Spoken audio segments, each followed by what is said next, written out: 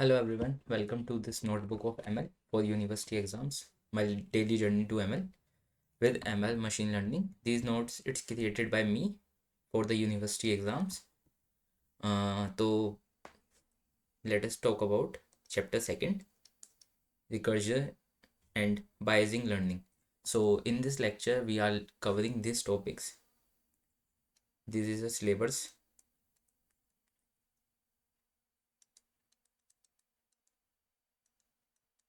of unit second. This is the syllabus of unit second.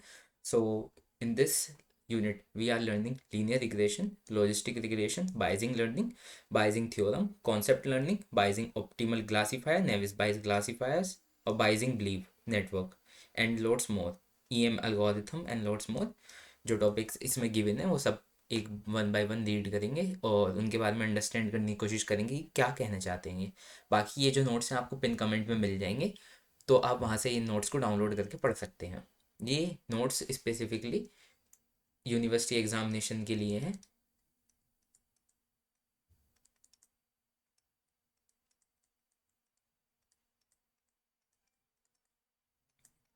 So let us begin. So what is regression? Regression is a supervised learning technique for investigating the relationship between independent variable or features and a dependent variable or outcome. Outcome can be predicted once the relationship between independent and dependent variable has been established. तो recursion एक supervise learning का part है और तो इसमें आप समझ सकते हैं कि हम इन्वेस्टिगेटिंग कर रहे हैं एक रिलेशनशिप डिपेंडेंट और इंडिपेंडेंट वेरिएबल के बीच में, और उसकी हेल्प से हम एक आउटपुट प्रिडिक्ट कर रहे हैं जो रिलेशनशिप बता रहा है इंडिपेंडेंट और डिपेंडेंट वेरिएबल के बीच में। और इसके जो एग्जांपल्स हैं वो simple house prediction, price prediction है, फ्यूचर स्टॉक प्रिडिक्शन है। रिकर्जन चैप्टर 1 में भी पढ़ा था थोड़ा सा बेसिक वाला, और अब यहाँ पे फर्दर वो इन डिटेल है। उसके अलावा technologies related to regression analysis are dependent variable, independent variable and outlier. उसके बाद types of regression, regression can be linear, non linear, in linear we can further classify it into simple linear and multilinear. In non-linear we can define into logistic regression.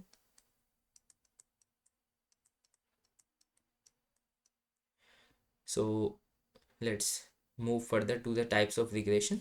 So regression can be simple linear regression and multilinear regression.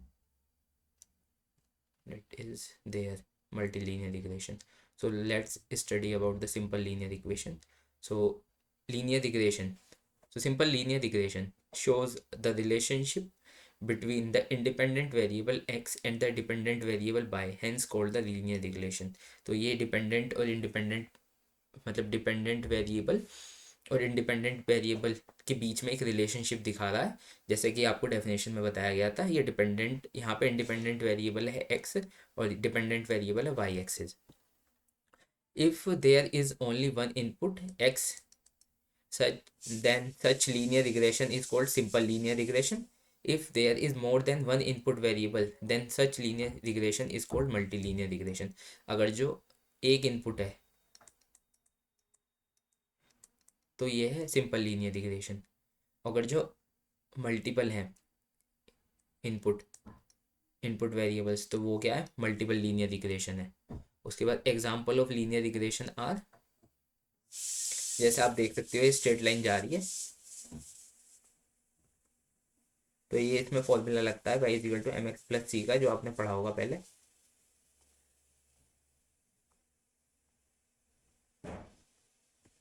जो कि इसकी form में ए X plus B की form में, यहाँ पे ये straight line का फॉर्मूला है, तो यहाँ पे इसको इसी तरीके से दे रखा है y equal to A X plus B, जहाँ पे y जो है एक डिपेंडेंट वेरिएबल है, जो कि डिपेंडेंट वेरिएबल है किस पे, y एक्सिस पे, और जहाँ x जो है इंडिपेंडेंट वेरिएबल है वो किस पे है, x एक्सिस पे है, और a और b जो है लीनियर कोफिशिएंट्स हैं। उसके बाद फर्दर मूव करते हैं लीनियर रिग्रेशन को। तो ये फॉर्मूला बता दिया मैंने आपको। तो उसके अलावा एक ये स्लोप फाइंड करने के लिए कि बड़ा फॉर्मूला है, इससे न्यूमेरिकल्स बनते हैं बेसिकली। तो अब अगर जो मैं आपको ये बताऊंगा तो आप इसमें खाली बेसिकली डिजिट पुट करके न्यूमेरिकल सॉल्व हो जाएगा। तो यहाँ पे एक्स और वाई जो है दो वेरिएबल हैं रिकर्सिव लाइन के, बी क्या है, स्लोप ऑफ लाइन है, ए क्या है, Y intercepts of the line है, एक्स क्या है, value of the first data set, और वाई क्या है, value of the second data set. तो ये सिंपल सा एक फॉर्मूला है। इसको यहाँ लिख के बता देता हूँ मैं आपको। A is equal to summation of Y X square का summation minus summation of X Y upon N into summation of X का square minus summation of X का होल स्क्वायर। तो जो नीचे वाला पार्ट है वो तो दोनों के अंदर सेम है, देख सकते हो तुम। बस ऊपर वाले पार्ट में इतना डिफरेंस करना है कि यहाँ पे जैसे y, यहाँ पे है y और एक्स स्क्वायर, यहाँ पे क्या हो जाएगा, एक्स वाई एक साथ हो जाएंगे, और यहाँ पे एक्स और वाई अलग हो जाएंगे। तो ये फॉर्मूला काफ़ी सिंपल हो जाएगा, क्योंकि नीचे का पार्ट तो बिल्कुल सेम टू सेम है दोनों का, याद करने का।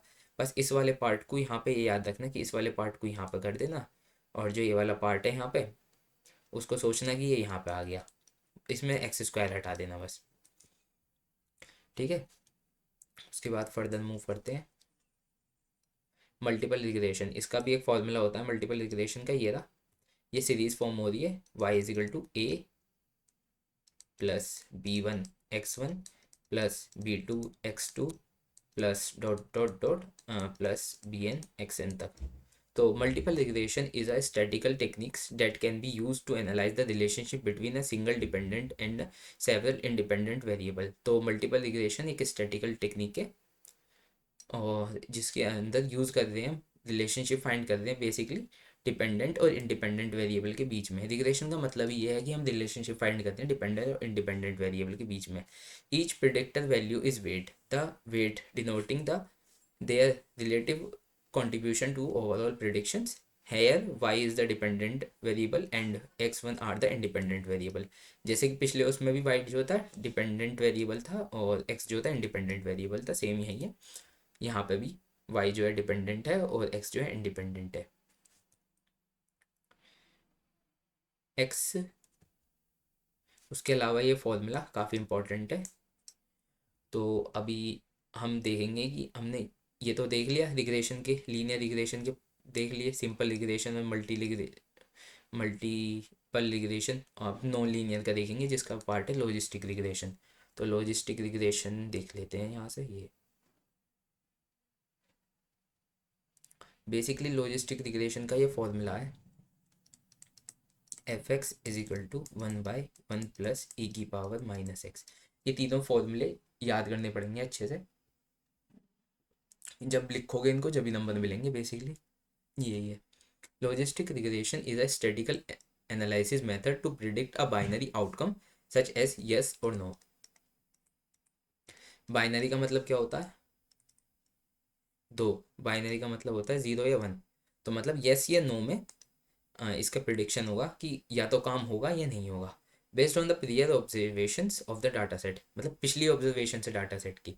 अ logistic regression model predict a dependent data variable bye analysing the relationship between one or more existing independent variable. A logistic regression could be used to predict whether a political candidate will win or lose an election, or whether a high school student will be attempting or not a particular college। तो basically इसका काम जो होता है prediction में use होता है, ये प्रिडिक्ट करता है चीज़ों को, या तो नेता इलेक्शन जीतेगा या नेता इलेक्शन हारेगा, या बच्चा हाई स्कूल में जाएगा, एडमिटेड होगा, मतलब एडमिशन लेगा या नहीं लेगा। when we provide the input values to the functions it gives a s curve as is follows। क्योंकि इसमें e की पावर है तो इसका मतलब e की पावर माइनस एक्स था, तो मतलब ये क्या देगा, s कर्व देगा, it gives a s curve. तो एक इंपॉर्टेंट पॉइंट है कि s कर्व क्यों देगा, क्योंकि इसमें e की पावर है माइनस एक्स। उसके अलावा logistic regression uses sigmoid functions और logistic functions which is complex cost function. तो ये सिग्मॉइड फंक्शन और लॉजिस्टिक फंक्शन को यूज़ करेगा जो कॉम्प्लेक्स कॉस्ट फंक्शंस है। Sigmoid function is use to model the data in logistic regression the function can be represented as F X, मतलब इसमें मैंने आपको बताया था बाइनरी होगा, तो मतलब वैल्यूज जो होंगी 0 या 1 की फॉर्म में होंगी। एक्स जो है इनपुट फंक्शन है, ई क्या है, E is the natural logarithm, natural logarithm है, और ये फिर उसके बाद इसका फॉर्मूला है, ये इंपॉर्टेंट है फॉर्मूला।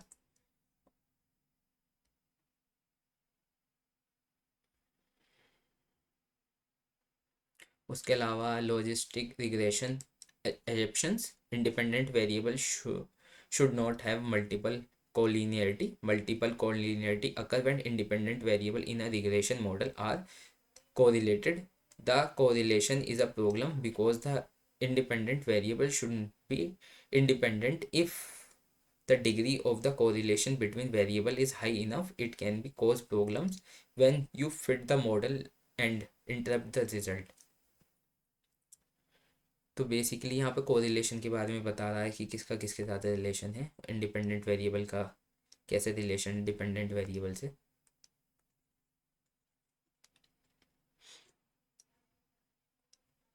और उसकी वजह से मॉडल के क्या इंटरप्ट हो रहे हैं, क्या रिजल्ट आ रहे हैं, क्या कोज हो रहे हैं प्रॉब्लम की, तो ये बता रहा है इसको लॉजिस्टिक रिग्रेशन एजप्शंस जो हैं। मतलब इसमें पहला पॉइंट ये बता रहा है, ये फर्स्ट पॉइंट है, independent variable should not have multiple collinearity, मतलब इंडिपेंडेंट वेरिएबल की एक से ज़्यादा कोलिनियरिटी नहीं होनी चाहिए। दूसरा पॉइंट ये बता रहा है कि multiple collinearity occur when independent variable in a regression model is correlated, multiple collinearity occur हो सकती है अगर जो इंडिपेंडेंट वेरिएबल रिग्रेशन मॉडल के कोरिलेटेड है, मिलता हुआ है। तीसरा ये बता रहा था correlation is a problem because independent variable should be independent if a if the degree of correlation between variable is high enough it can cause problems when you find the model to interrupt the result। जब degree of correlation variable के साथ high होगी तो ये cause करेगा problem को model को कि वो फिट कैसे होगा, और इंटरप्ट करेगा वो रिजल्ट के अंदर। उसके अलावा types of logistic regression, binary, ordinary, ordinal. तो टाइप्स ऑफ लॉजिस्टिक रिग्रेशन भी दो टाइप का होता है, किसका, बाइनरी, और उसके बाद में एक और टाइप का होता है फर्स्ट स्टिमुलेशन, और उसके अलावा ये थर्ड। तो ये तीन टाइप का होता है बेसिकली, ये फर्स्ट, ये सेकंड और ये थर्ड। तो देखते हैं अब इसको, binary logistic regression, multinomial logistic regression और ऑर्डिनल लॉजिस्टिक रिग्रेशन। तो binary logistic regression is a type of logistic regression in which the response variable can only belongs to two categories, spam और not spam. Binary likewise जैसे मैंने बताया था 0 या 1, या तो स्पैम होगा या स्पैम नहीं होगा। Multinomial logistic regression is a type of logistic regression in which the responses variable can belongs to one of the three or more categories. Categories are there, no natural ordering among the categories। तो colour क्या हो सकता है, red हो सकता है, blue हो सकता है, ग्रीन हो सकता है, तो इन तीनों में से एक होगा। और उसके अलावा ordinal logistic regression is a type of logistic regression in which the response variable can belongs to one of the three or more categories and there is a natural ordering among the categories। Movie rating 1 to 5, gradient grading excellent fair poor. इसमें क्या था कि इसमें तीन में से एक होनी चाहिए थी, इसके अंदर क्या है, इसमें तीन में से एक तो होनी है और साथ में एक नेचुरल ऑर्डरिंग और होगी। उसके बाद बाइजिंग थ्योरम, बाइजिंग थ्योरम पढ़ी होगी आपने मैथ फोर में भी, अगर जो पढ़ी होगी आपने। तो बाइजिंग थ्योरम डिटरमाइंस करती है कंडीशनल प्रोबेबिलिटी को of I event A given that event B has already occurred. मतलब कंडीशनल प्रोबेबिलिटी किसकी बता रही है, इवेंट ए की, और बता रही है जो इवेंट बी है वो ऑलरेडी अकर्ड हो चुका है, मतलब पहले से हो चुका है। Bayesian theorem is also known as Bayesian rule और बाइजिंग लॉ। बाइजिंग थ्योरम, तो ये बाइजिंग थ्योरम का फॉर्मूला है, probability of H by X is equal to probability of x by h into probability of h upon probability of x। This is the formula of Bayesian theorem। Bayesian theorem is started as where PHYX is a posterior probability or a posterior probability of H conditioned to on X, where PH is a prior probability or a prior probability of H. तो ये बता रखा है कि मतलब probability of A by B, आप ये समझ सकते हो, probability of B by probability of A into probability of A by probability of B। और जो इसमें जो है ए जो है कंडीशनल प्रोबेबिलिटी है इवेंट की ए की, और बी जो है ऑलरेडी अकर हो चुका है, बी जो है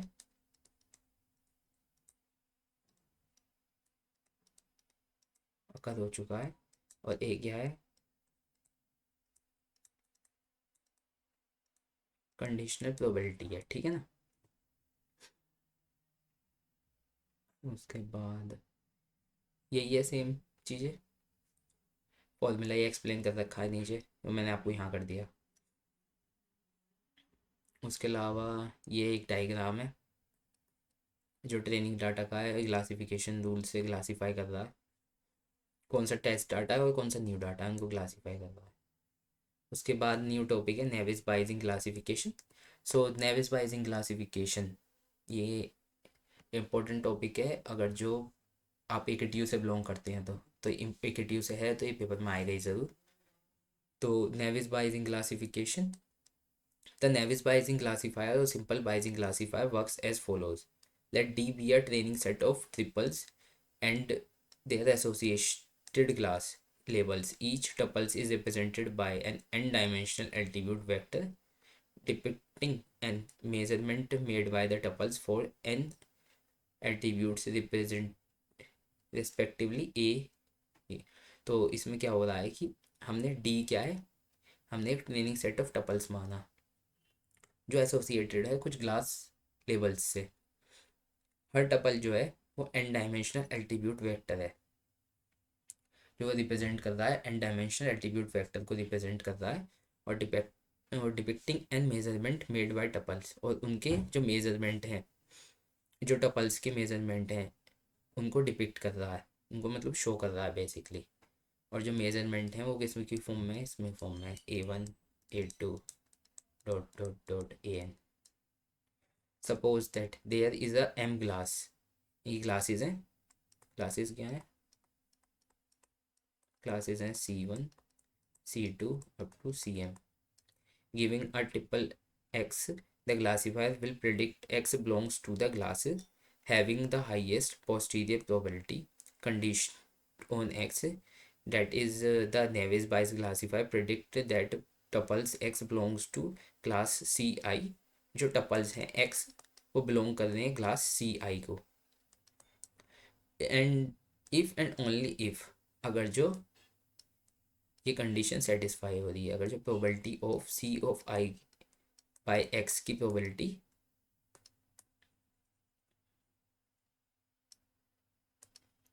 probability of C of I इसकी प्रोबेबिलिटी, अगर जो probability of C of J X से बड़ी है, थस भी मैक्सिमाइज, जब ही हम मैक्सिमाइज कर पाएंगे प्रोबेबिलिटी ऑफ CI और XI को। चलो तो इसका ये फॉर्मूला है बेसिकली, वो तुम्हें याद ही करना पड़ेगा, तो फॉर्मूला मैं तुम्हें लिख के भी दिखा देता हूँ। Probability of X by CI is equal to K is equal to 1 से N तक प्रोबेबिलिटी ऑफ X की K बाय CI, और ये बनेगा ऐसे करके probability of X1 by C1 into CI रहेगा सदा PX2 बाय CI इंटू ऐसे करके X की वैल्यू एक्सटेंड होती रहेगी, यहाँ पे हो जाएगी X की N और अपॉन यहाँ पे हो जाएगी फिर CI ऐसी कैसी रहेगा।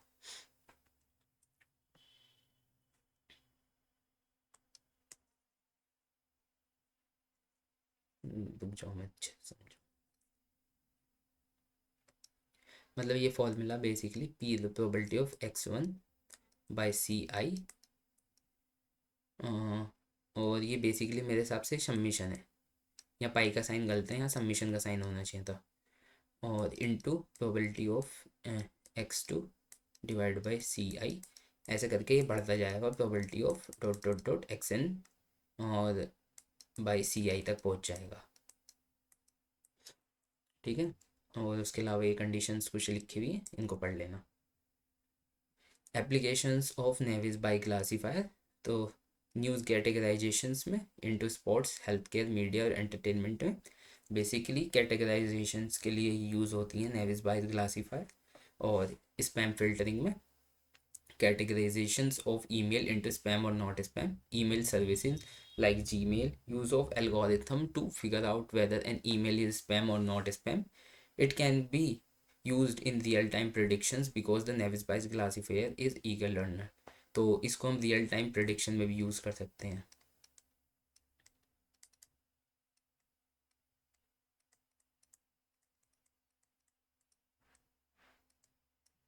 उसके अलावा recommendation systems of Navis Bayes classifiers and collaboration filtering together build a recommendation system that can use machine learning and data mining technique to filter unseen information and predict whether a user would like a given resource or not। तो recommendation system हम इससे बना सकते हैं किसके, इसके अंदर नेविस बाइस क्लासिफिकेशन के अंदर कोलैबोरेशन करके filtering together to build a recommendation system.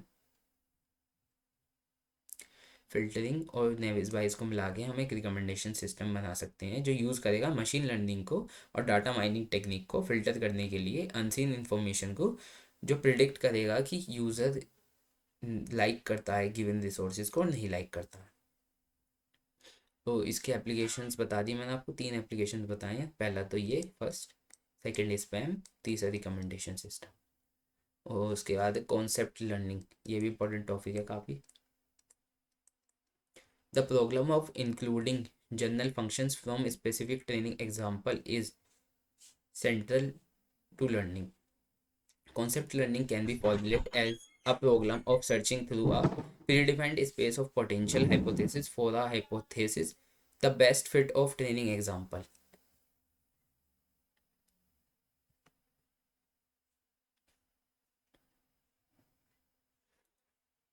तो मतलब बेसिकली अगर जो तुम्हें स्पोर्ट खेलना है तो ये सब चीज़ों का तुम चेक करोगे कि स्काई है क्या नहीं है, एयर का टेम्परेचर क्या है, ह्यूमिडिटी क्या है, विंड क्या है, वाटर है क्या नहीं है, फोरकास्ट है नहीं। अगर जो ये सब चीज़ें हैं तो तुम इंजॉय कर पाओगे स्पोर्ट्स को, अदरवाइज़ बारिश पड़ेगी और तुम स्पोर्ट्स को इंजॉय नहीं कर पाओगे। तो ये एक प्रिडिक्शन मॉडल बनाया है जिससे प्रिडिक्ट कर रहा है कि हम स्पोर्ट्स खेल सकते हैं कि नहीं। Consider the example of task of learning the target concepts days on which my friend Prash enjoy his favorite water sports. The task is to learn to predict the values of enjoy sports for an arbitrary day based on the values of the other attributes. तो कोई दोस्त है इसका प्रभास जो enjoy करना चाहता है एक वाटर स्पोर्ट्स को, और उसका task, the task is to learn to predict the value of the enjoy sports for the arbitrary day based on the values of their attributes. इनके एट्रीब्यूट्स की बेसिस पे ये देखना है कि वो इन्जॉय कर पाएगा कि नहीं कर पाएगा डे को।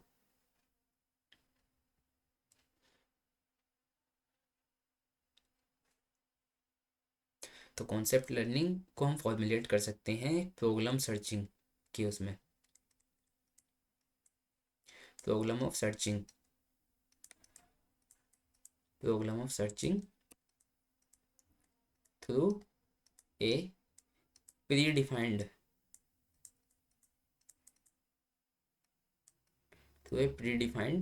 Space of potential hypothesis.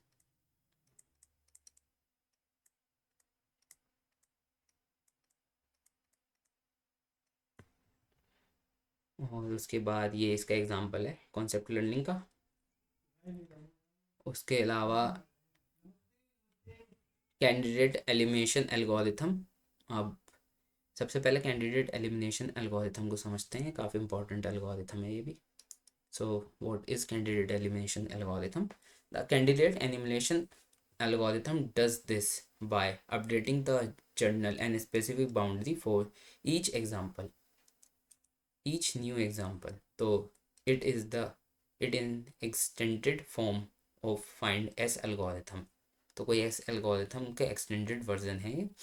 It considered both positive and negative examples. Actually, positive example are used here to find S algorithm. Positive example use होते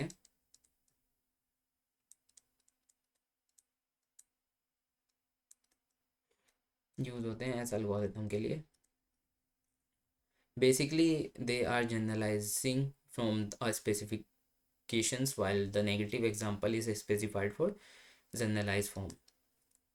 तो ये एक स्पेसिफिकेशन है और नेगेटिव एग्जांपल स्पेसिफाई करते हैं जनरलाइज फॉर्म को, और पॉजिटिव किसको करते हैं, एस एल्गोरिथम को. The candidate elimination algorithm incrementally build the version space given a hypothesis space H and A event and A set E of examples. E क्या है, सेट ऑफ एग्जांपल है.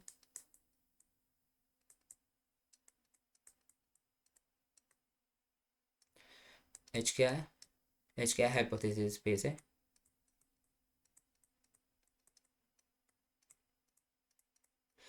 The example are added one by one.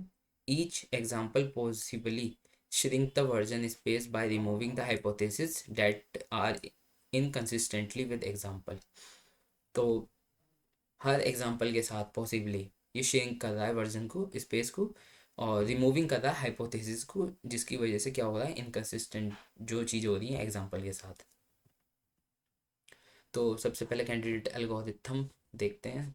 तो ये algorithm इतनी है बस.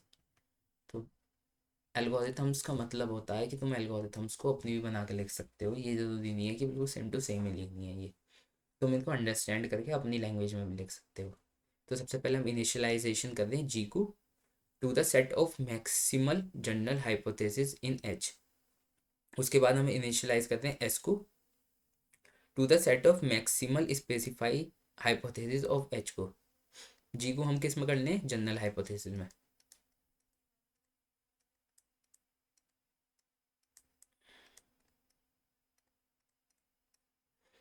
S को किस में करते हैं, सेट ऑफ मैक्सिमली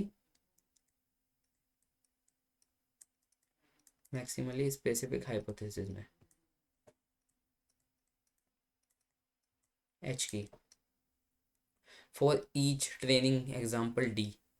सबसे पहले डू चल रहा है यहाँ पे. If D is positive example, और यहाँ पे होगा अगर डी नेगेटिव एग्जाम्पल है.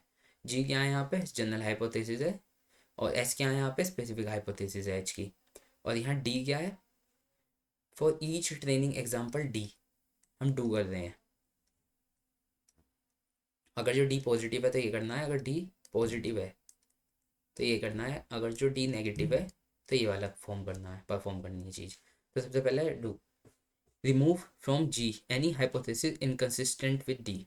तो अगर जो डी पॉजिटिव है तो हम कोई भी इनकन्सिस्टेंट जो भी है जी के साथ उसको हटा देंगे डी के अंदर से. For each hypothesis S in S, small S in capital S, that is not consistent with D, remove S from S. तो एस हटा रहे हैं हम किसके अंदर से, कैपिटल एस के अंदर से. Add to S all minimal generalisation H of S such that H is consistent and D with D, and more members of G is more general than H. Removing from S any hypothesis that is more general than other hypothesis in S. तो basically इसको जो inconsistent है उसको consistent करने की बात है. हम रिमूव कर रहे हैं कोई भी हाइपोथेसिस जो इनकन्सिस्टेंट है डी के अंदर से. और उसके अलावा हर हाइपोथेसिस के लिए यहाँ पे फॉर लूप लग रहा है, फॉर ईच लग रहा है. और उसके अलावा फॉर ईच हाइपोथेसिस एस के लिए हमने मान लिया एक हाइपोथेसिस एस को, स्मॉल एस को, कि इन एस के अंदर जो इनकन्सिस्टेंट है डी के साथ. हम सबसे पहले क्या कर रहे हैं, रिमूव कर रहे हैं एस को एस के अंदर से. जो एस क्या है यहाँ पे, हाइपोथेसिस है. ईच हाइपोथेसिस एस, हमने कोई हाइपोथेसिस मानी एस, उसको हम रिमूव कर रहे हैं कैपिटल एस के अंदर से.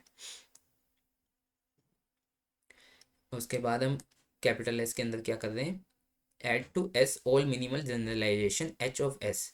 हम मिनिमल जनरलाइजेशन जितने भी हैं एच के अंदर के, एच क्या है, जनरल हाइपोथेसिस है, और जितने मिनिमल हाइपोथेसिस हैं जनरल, उसको हम क्या कर रहे हैं, ऐड कर रहे हैं, such that H is consistent with D, जिसकी वजह से एच जो है कंसिस्टेंट हो जाए डी के साथ। And some members of G is more general than H, और कुछ मेंबर्स जो हैं जी के साथ वो ज़्यादा जनरल हो जाएं एच के साथ। Removing from S any hypothesis that is more general than another hypothesis in S. हम रिमूव कर रहे हैं अलग हाइपोथेसिस को जो जनरली नहीं है, जनरलाइज नहीं है, किसके साथ, एस के साथ। अब जब अगर जो डी की वैल्यू नेगेटिव एग्जांपल हो, remove from S any hypothesis inconsistent with D, कोई हाइपोथेसिस जो इनकंसिस्टेंट डी के साथ, उसको रिमूव करना है। For each hypothesis G in G that is not consistent with D, remove G from G. तो यहाँ पे हमने कोई एक हाइपोथेसिस मानी फॉर ईच हाइपोथेसिस जी। यहाँ पे कौन सी हाइपोथेसिस मानी थी, यहाँ पे एक स्मॉल एस की हाइपोथेसिस मानी थी, यहाँ पे किसकी हाइपोथेसिस मान ली, एक स्मॉल जी की हाइपोथेसिस मान ली, जिसको हम फॉर ईच हाइपोथेसिस जी के लिए जो इनकंसिस्टेंट हैं, किसके जो कंसिस्टेंट नहीं है डी के साथ, उनको रिमूव कर रहे हैं जी को जी के साथ। उसके बाद हम क्या करते हैं, add to G all minimal specifications H of G, जितने मिनिमल स्पेसिफिकेशन है उनको ऐड कर रहे हैं।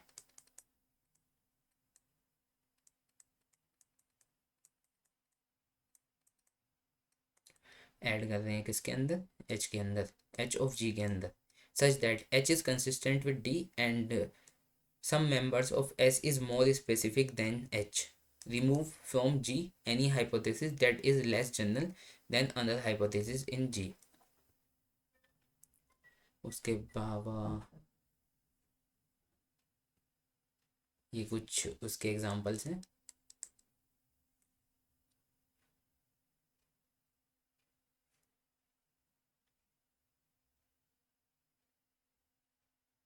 अब आते हैं हम बायजिंग बिलीव नेटवर्क पे। If you have a new vulgar alarm installed at home,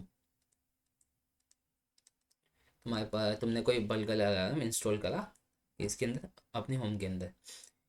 it is Fairlie realizable at detecting bulgari but also sometimes respond to mirror earthquake।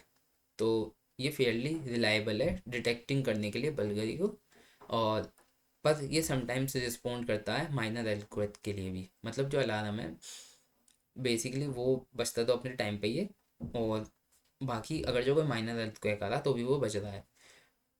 You have two neighbours John and Mary, तुम्हारे पास दो neighbours John जॉन and मैरी, who promises to call you at work when they hear the alarm। जब भी तुम काम पे गए हुए होंगे और अलार्म बजा तो वो तुम्हें कॉल करेंगे। John always call when he hears the alarm but sometimes confuse telephone ring with the alarm and calls too। Mary likes loud music and sometimes misses the alarm। Given the evidence of who has or has not called, what would you like to establish the probability of Bulgari।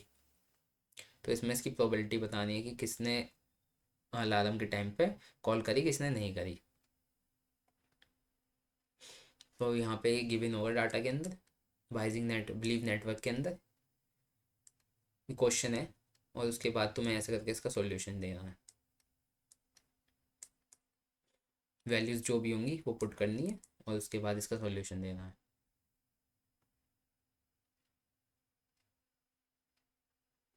Next move करते हैं हम expectation maximisation पे। Expectation maximization algorithm can be used for latent variable that are not directly observable and are actually inferred from the values of other observed variables in order to predict their values with the condition that the general form of probability distribution governing those latent variable is known to us. The algorithm is actually at the base of many supervised clustering algorithm in the field of machine learning. It is used to find the local maximum likelihood parameters of the statistical model in case where involvement and the data is missing और incorrect. तो expectation maximisation algorithm में वही है कि find करना data को जहाँ वो या तो वो मैक्सिमम है, या वो मिसिंग है, या वो इनकम्प्लीट है डाटा। उसके बाद ई एम एल्गोरिथम के अंदर ये स्टेप्स हैं आपके। ई को हम डिफाइन कर रहे हैं एक्सपेक्टेशन स्टेप से, एम को हम डिफाइन कर रहे हैं मैक्सिमाइजेशन स्टेप से। उसके बाद ये इसका फ्लो चार्ट है, सबसे पहले इनिशियलाइज हुआ, उसके बाद एक्सपेक्टेशन स्टेप में गया, और अगर जो एक्सपेक्टेशन स्टेप के बाद वो मैक्सिमाइजेशन में गया तो अगर जो कंजर्व्ड होगा तो वो स्टॉप हो जाएगा, अगर जो कंजर्व नहीं होगा तो दोबारा से लूप घूमेगा, वापसी ही जाएगा, चेक करेगा यहाँ पे इफ़ की कंडीशन अगर जो होगा तो वो यहाँ जाएगा, अगर जो इफ़ की कंडीशन फॉल्स होती है तो वापसी यहाँ जाएगा। Use of E M algorithm, use of E M algorithm, it can be use to fill the missing data in the sample, जैसे कि मैंने बताया ऊपर कि इनकरेक्ट डाटा, मिसिंग डाटा, इन सबको भरने के काम में आएगा। It can be use as a basic of unsupervised learning of the cluster, इसको यूज़ करा जा सकता है unsupervised learning of the cluster के उसमें भी। It can be use for the purpose of eliminating the parameters of hidden Markov model, इसको use करा जाता है एस्टिमेटिंग करने के लिए parameters of hidden Markov model के लिए। उसके बाद सपोर्टेड वेक्टर मशीन है आपकी, उसके बाद टाइप ऑफ एसवीएम है, ये तो बहुत ही इंपॉर्टेंट है एसवीएम, लास्ट वीडियो में पढ़ाया था एसवीएम, यहाँ पे थोड़ा और भी डिटेल में है, लास्ट वीडियो में यहाँ तक हो गया, तो चलो देखते हैं। तो एसवीएम का मतलब क्या होता है? तो एसवीएम सपोर्टेड मशीन वेक्टर होता है,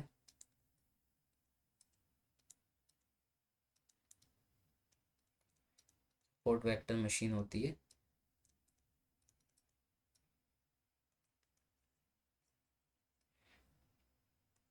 सपोर्ट वेक्टर मशीन। और SVM is a most popular supervised learning algorithm which is used for classification as well as regression problem, ये दोनों के लिए यूज होती है, क्लासिफिकेशन के लिए भी रिग्रेशन के लिए भी। सुपरवाइज लर्निंग का एक टाइप है, फर्स्ट वीडियो में डिस्कस भी करा है। The goal of SVM algorithm is to create the best line और decision boundaries that can segregate n-dimensional spaces into classes so that we can easily put the new data point in the correct category in the future. The best decision boundary is called the hyperplane. Hyperplane क्या है? Best decision boundary है। SVM chooses the extremely point vector that help in creating the hyperplane. SVM choose करता है extreme points को,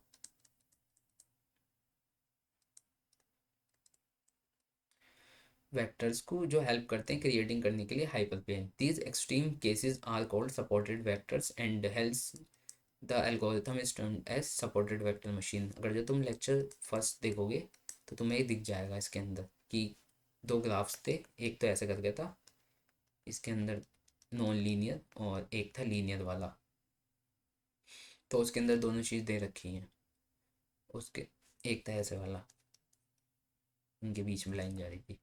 और उसके बाद linear और non linear. Linear SVM is used for linearly separable data which means the data set can be classified into two classes using single straight line, then data is termed as linear separable data and classifies using classifier is used called as linear SVM classifier। इसके अंदर क्या हो use होगा, इसके अंदर क्या होगा देखो, सबसे पहले linear SVM linearly separable data के लिए यूज़ होगा, ठीक है ना। Which means if a data set can be classified into two classes, अगर जो क्लास उनको क्लासेस में दो सेट में बांटना है डाटा को, तो सबसे एक by using a single straight line से हम उस डाटा को लीनियरली सेपरेबल डाटा और क्लासीफायर में डिफाइन कर सकते हैं। नॉन लीनियर एसवीएम में क्या होगा, non linear separable data use होगा, जिसका मतलब ये होगा कि डाटा सेट क्लासीफाइड नहीं करा जा सकता है स्ट्रेट लाइन से। Then such data is termed as non linear data is called and classify using non linear. तो मतलब इसके अंदर स्ट्रेट लाइन नहीं हो सकती,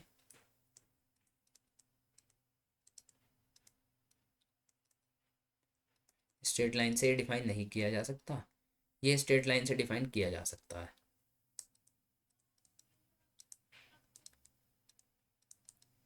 ये स्ट्रेट लाइन से डिफाइन किया जा सकता है, ठीक है। उसके बाद SVM kernel. SVM kernel is a function that takes low dimensional input space and transform it into the higher dimensional space, therefore it converts not separable program to separable program. SVM क्या करेगा, SVM kernel use करेगा function को जो low dimensional space input को transform करेगा किसमें, higher dimensional space में। और it is mostly used in non-linear separable programs. It does some extreme complex data transformations, find out the process or to separate the data based on the label or output defined. उसके अलावा इसमें SVM के अंदर फॉर्मूले होते हैं काफ़ी सारे। देखो SVM जो है ना, SVM के तुम टाइप समझो, पोलिनोमियल,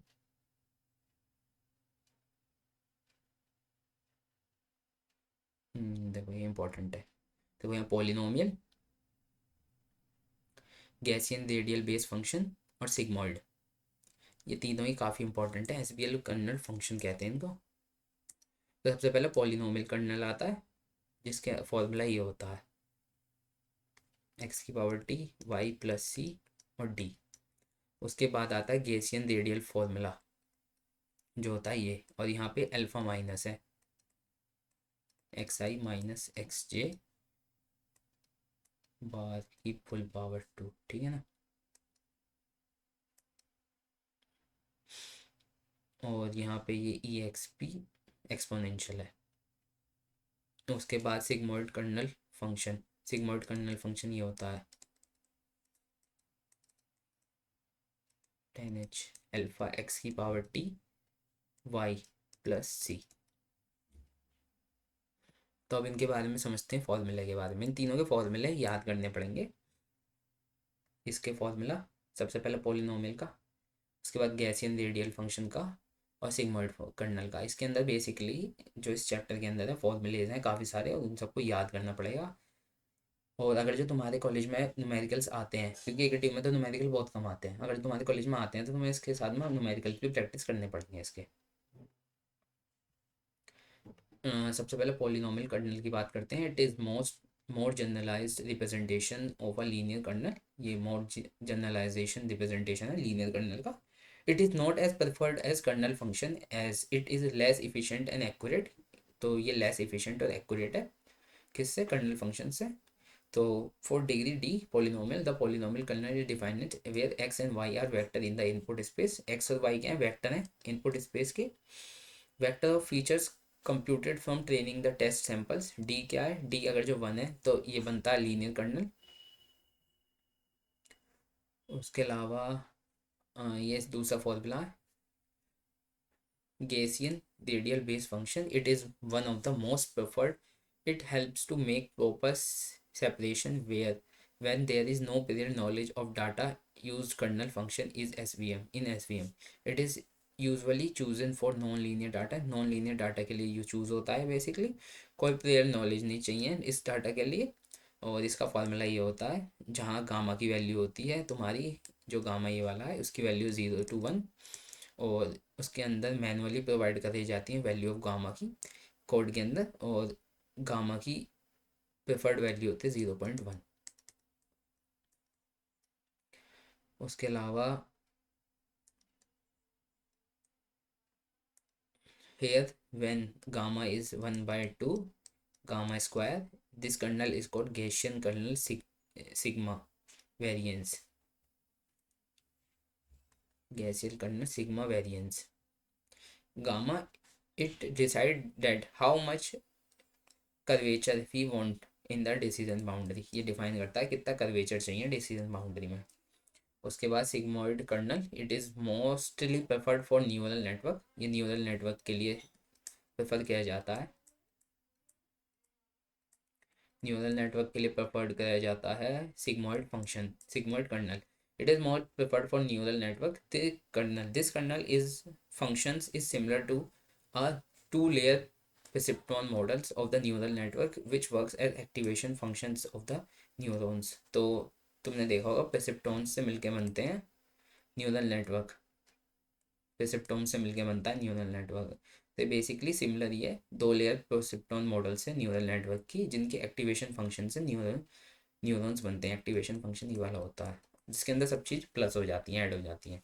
उसके बाद ये इसका फॉर्मूला है जहाँ पे there are 2 adjustable parameters in the kernel, scope alpha and constant. Constant जो है सी है, जो इंटरप्ट है, स्लोप जो है अल्फा है। Advantage of SVM, SVM is most effective in high dimensional space.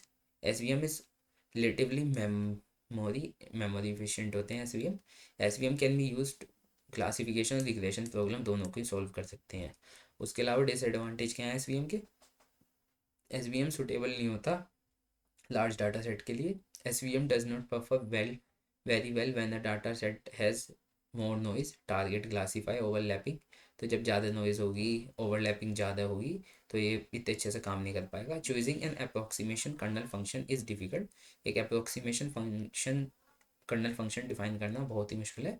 Choosing an approximation kernel function to handle the non linear data is not an easy task. तो जैसे कि बताया कि अप्रोक्सीमेट कर्नल फंक्शन मिलना मुश्किल बात है। तो इसमें इसके 3 से 4 इसके डिसएडवांटेज हैं, इनको भी देख लेना।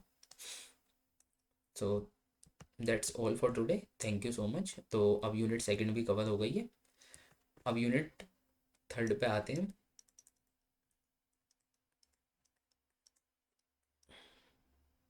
अब यूनिट 2 हो गई है हमारी कंप्लीट।